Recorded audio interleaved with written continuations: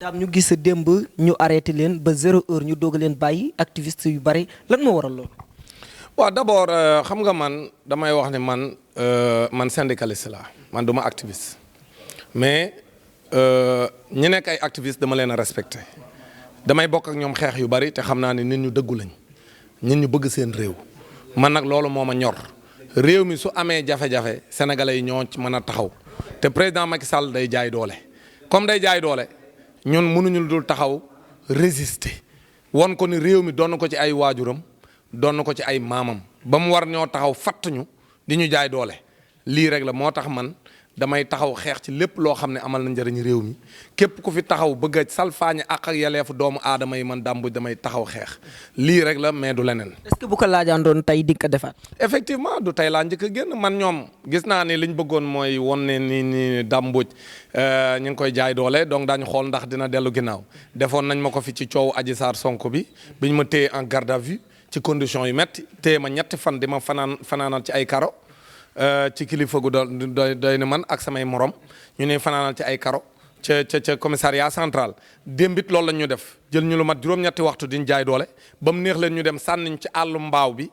dañu won ne yéen dañ leen di bund xataal te sax ñenn ci ñun am na ñoo xam ñu ngi leen doon dóor ci biir oto bi di leen wàcce benn par benn loolu lépp dañuy defe ni mën nañoo dox ci maayinu nit ñi man nag ci ku ma xam je suis d'un profil psychologique très fort man xoqatal ma taxul ma dellu ginnaaw ci ku xam samay waajur xam fi ma bokk parce que nag qu'on le veuille ou non ku nekk li say maam doon def rek loolu ngay tari man nag ci lignée Yërim laa bokk ku bokk ci lignée Yërim Mbodj kon yow boo taxawee ñu naan dañ lay xoqatal ñoom dañ laa desee xam kon nag man jàpp naa ni tey laay gën a taxaw fa ma taxawoon wane ne président Macky Sall nañ construire une masse critique de sénégalais yoo xam ne pare nañ pour jàmmaarloo ak moom parce que réew mi moomu ko te ci jaay doole rek la nekk parce que ñun dañoo demoon pour taxaw wane ne ànduñ ci parrainage bi da koo def pour segg liste yi jël ñi nga xam ne da leen a ragal mu éliminer leen xool ñi nga xam ne dañoo ànd ak moom te mën nañ koo yàqal mu seppi leen ci élection yi ñun loolu lañ wax ne ànduñ ci te am nañ ci droit léegi nag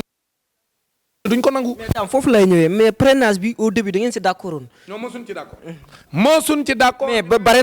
na sénégalais yoo xam ne indi nañ polémique boobu nii ñoom daam début dañu d'accord woon ci parrainage bi ñu dem ba mujj ñu. mosul am président Macky Sall ba muy voté loi parrainage bi bu ngeen fàttalikoo dafa bunkeriser Dakar dafa teg armée bi lan mooy teg armée bi mooy teg gendarmerie ak police ci mbedd bi ñu taxaw di ñu jaay doole. ku génn ñu jàpp keroog ñu bari jàpp nañ leen mooy jour ba mu koy voté assemblée nationale moom kay pour moom xam ndax nangu na ñoom nangu wuñ buy voté assemblée nationale daf ñoo war a bàyyi ñu manifester moom duñ yàq dara dana ñëw taxaw fésal ne d'accord mais mayu ñu loolu kon kay kenn mënta wax ne ñun d'accord nañ ci mu forcé nag def ko ci élection présidentielle yi mais ñun li mu bëggoon mooy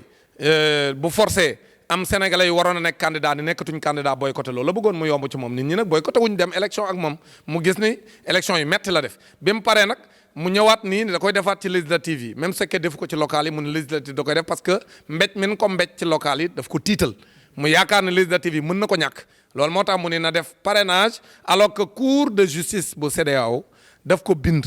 moom Sénégal président Macky Sall moo koy jiite ni ko mënatoo def parrainage parce que parrainage àndul ak démocratie kon nag moom président Macky Sall mënul su fekkee CEDEAO décidé na lu ko arrangé mu wàccoo ak moom su décidé lu ko arrangé wul mu ni moom du wàccoog loolu kooku loolu man pour man yabaate weesuwu ko parce que bi muy dem Gambie di déloger Yaya Jammeh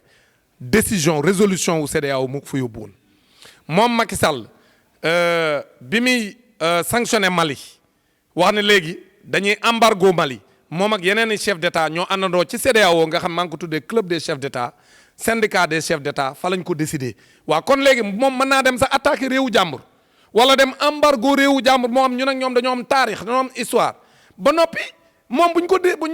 ko décidé leen moom CEDEAO mu ni moom du ko wàccoo ak loolu en tant que président de l'Union africaine kon réew yooyu tamit bu fekkente ni président Macky Sall muy CEDEAO muy Union africaine jël na ay dogal ñoom aussi mën nañ ne ko sa réew yow loola neex ngay def parce que loolu ngay wax ni CEDEAO moo ko décidé CEDEAO décidé na sa réew te yow doxaloo ko loolu lañ taxawoon fesal ko wan waa adduna bi ne président Macky Sall du nit koo xam ne li muy def ci dëgg la ko teg ci jaay doole la ko teg loolu moo taxoon ñu dem.